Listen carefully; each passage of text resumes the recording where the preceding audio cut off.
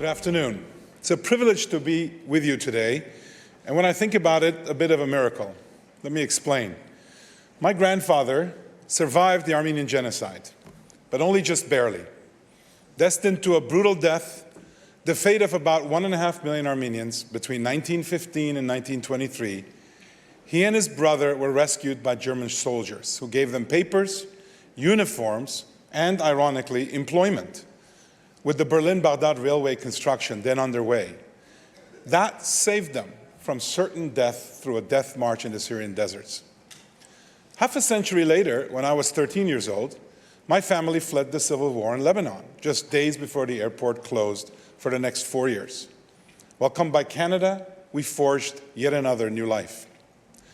Such stories fill me with gratitude, the seed for what became the Aurora Prize you just heard about. Founded in 2015, the Aurora Humanitarian Initiative commemorates the 100th anniversary of the Armenian genocide and honors its victims, its survivors, and those who championed them. The birth of Aurora is due in large part to one of our co-founders, the late Vartan Grigorian of the Carnegie Corporation, who remains a guiding light in all that we do. But while rooted in Armenian history, our mission is global.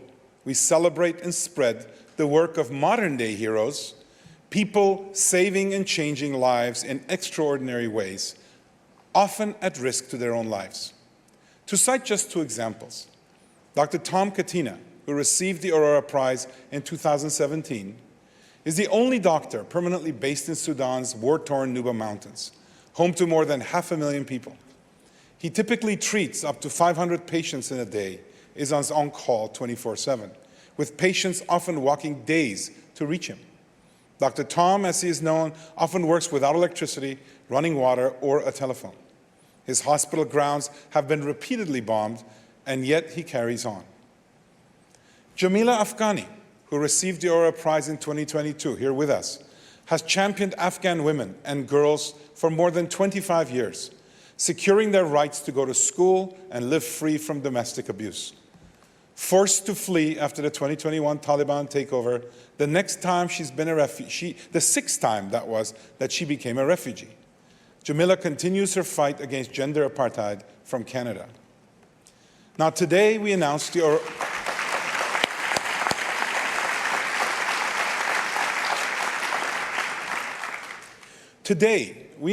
Aurora Humanitarian finalists for the next year's Aurora Prize, to be awarded on May 9, 2024 in Los Angeles, which will be our 8th such ceremony. Aurora Prize laureates each receive $1 million, $800,000 of which goes to grassroots humanitarians and organizations that the laureates select. This trust-based model stems from our belief that such choices are best made on the ground by community leaders. Our focus is on the human side of humanitarian care.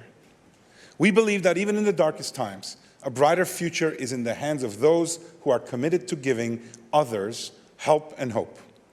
We welcome all those who share that vision. Please consider joining us as we put gratitude into action.